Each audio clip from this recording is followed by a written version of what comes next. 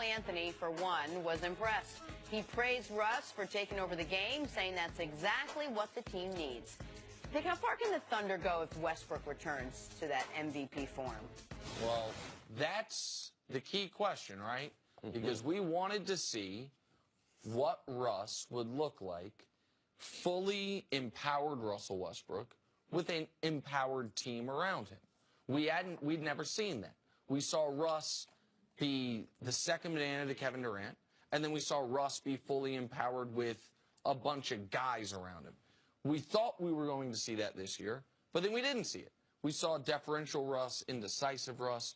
The last few weeks, we've seen close to MVP Russ, close to the numbers he put up last year. But the difference is, instead of hitting Alex Abrinas in the corner, you're hitting Paul George. Instead of kicking it to Andre Roberson, who is still on the team, obviously both those guys are, you're kicking it to Carmelo Anthony. And what we've seen, again, this is the second straight game where you just look at field goal attempts. Russ got 22, Paul George got 17, Melo got 15. Oh, that's exactly what it needs to be. That needs to be the hierarchy 1, 2, 3. So I apologize. I didn't answer your question. I gave the whole preamble. How dangerous can they be? They can be as dangerous as any team in the league when this is clicking the way it's clicking, in addition to the defense CeCe's been pointing out all year. This is a dangerous team. In the NBA, it's about talent. They have really added to their talent, which Nick talked about. But let's just go since the beginning of the month. The only team that's been better than them in the NBA from a win percentage standpoint is Golden State Warriors. So can they challenge? The NBA season we talked about, it didn't start till Christmas. So it just started. Now, how healthy can they be? Because when you added people like Paul George and Melo, now you don't have the depth, you know, to be able to add other things. So how will that play out? But they have discovered a winning formula. And I'll take it back to Melo making sure that Russ knows what they need to do, a lot like Dwayne Wade and the former coach of Memphis last week talked about. There was a day in Miami when LeBron took over the team. And it wasn't he decided to take over. It was Dwayne Wade said, hey, man, this is your team. I need you to do this. That's what they need to do in OKC, and that's what you hear Melo starting to say. So it's nice to see. I've seen it happen before. It worked in Miami. It can work in OKC. And I just want to add one thing. The team they beat yesterday, I know we don't talk about them, Toronto.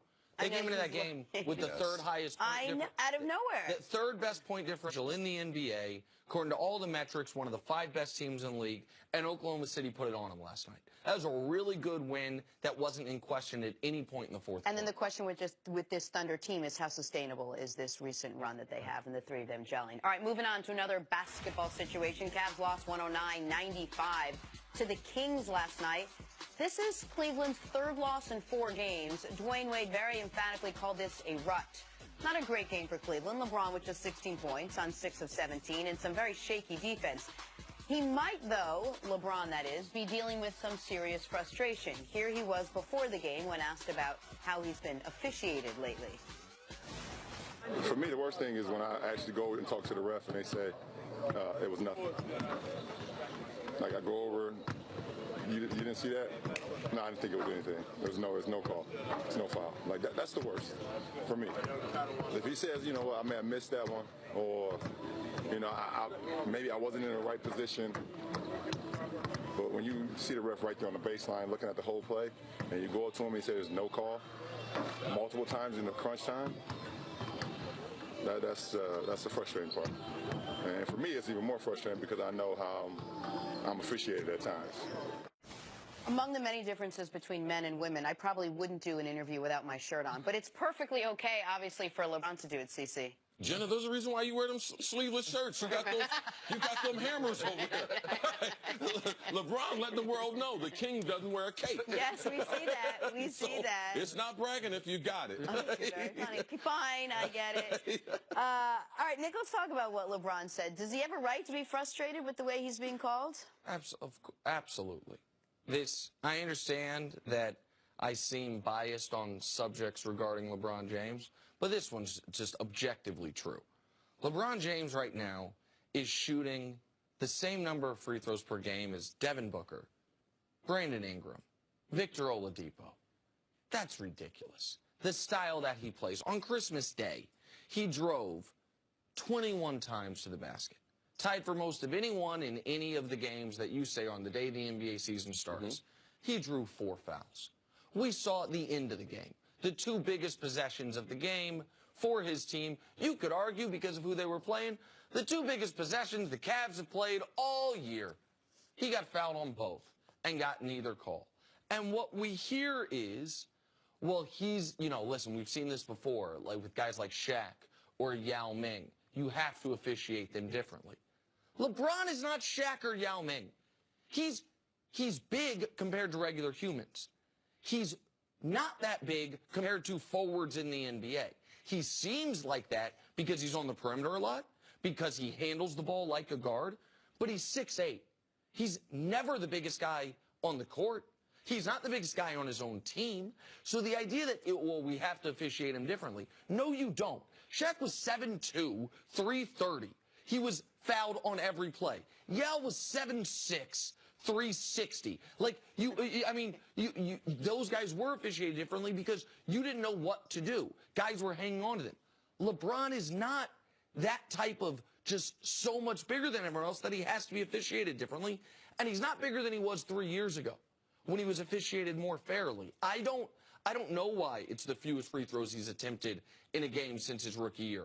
I don't know why he has as many 10 free throw games this year as 2 free throw games this year. It doesn't make sense to me, and I'd be frustrated if I were him as well. Well, a couple of things I want you to take in consideration. Number one is LeBron's handling the ball away from the basket 30, 35 feet more than any point in his career. Now, you had mentioned he did drive to the hole in the Golden State game, so they seem like those things are opposite each other. So one reason why he might be shooting less free throws, his assists are an all-time high. He's staying away from the bucket at an all-time high. Now, that's just where the offense starts. I watched the game, so I know he's in and out of the lane. He is going to the bucket. But the thing that I think you're very wrong at is LeBron, on the standards of height, weight, and everything, as far as NBA standards, yeah, he's not overwhelming. But when you put size, speed, athleticism, jumping ability, when LeBron is on the move, he's just like Yao Ming. He's just like Shaq. He is a unicorn. Like, he's unbelievable. Now, myself and Michael Irvin, because our styles are very, very similar, we used to talk to the referees and tell the refs, we don't want them to call anything. You don't have to call holding, but we don't want you to call pushing off. And they said that a lot of times they had a hard time refereeing us because a lot of times the DB would grab us, but we would be able to run through because we were bigger wide receivers. So they let us know it's hard to referee you guys because sometimes the contact that you get, it causes another guy to fall, but you keep your balance. So that does make it hard on a referee. So when LeBron is in the open court, or when he is driving to the hole, he is just like Shaq. He is just like Yao Ming. You don't know the amount of force that it takes to throw him off. Or with the NBA and the players, man, they flop so much and they complain so much. It's like watching European Soccer League. Like, they all complain all the time. So for me, I don't like how as much as they complain, but LeBron does have a legitimate beef because he is unique. The size and speed and acceleration and his ability to play above the rim, all those things, they make him unique to an NBA player. Nick, do other teams know this and game plan accordingly? Do they defend accordingly? Do they incorporate it into their game plan? I think they're going to, the game plan for LeBron is going to be, each team's going to go into it regardless of this. I think what they adjust sometimes during the game. During the game, if they realize, oh, it's being called tight or it's not being called tight, that will dictate how, the type of contact he gets going to the basket. But, Cece, you mentioned that LeBron's wheeling and dealing from 35 feet. And you're absolutely right. I mean, he's shooting fewer free throws per game this year than Steph. No one wheels and deals from further out there. But the difference with Steph is if you hit Steph, he falls. Or he gets knocked off balance. Like, and I'm not knocking Steph for that. It's the size thing, right? Yes. Is that it is a clear... I mean, we have to give LeBron credit. I have not seen an athlete like LeBron.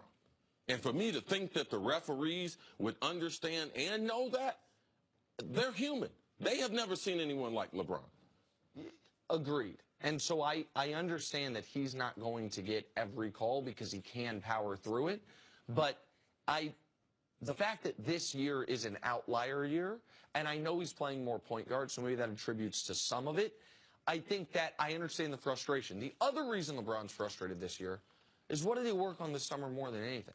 His free throw shooting. He's shooting a career high from the line. Now, he's never been a great free throw shooter. Shooting 78% this year, tied for his career high. That's not amazing, but it's the best he's done. So he worked on something all summer, got better at it, and he's not being able to see it pay as many dividends as he thinks it should. I get that frustration. But he's also shooting a career high from the three-point ring. Now, you can't have everything, LeBron. Now, you got a career high in assists, which means you're passing the ball more. You're shooting a career high from the three-point line, which means you're 25 feet away from the goal. So LeBron is saying, I'm getting ref fair on the perimeter, but when I enter the paint, I can understand that. I haven't seen a great scorer that didn't think that they were getting refereed unfairly. Michael Jordan complained all the time, too. Now, he literally got beat up. They were under a different set of rules. But LeBron, that is part of being great. All right, let's take a break. Coming up, a Steelers star goes off on James Harrison. Wow.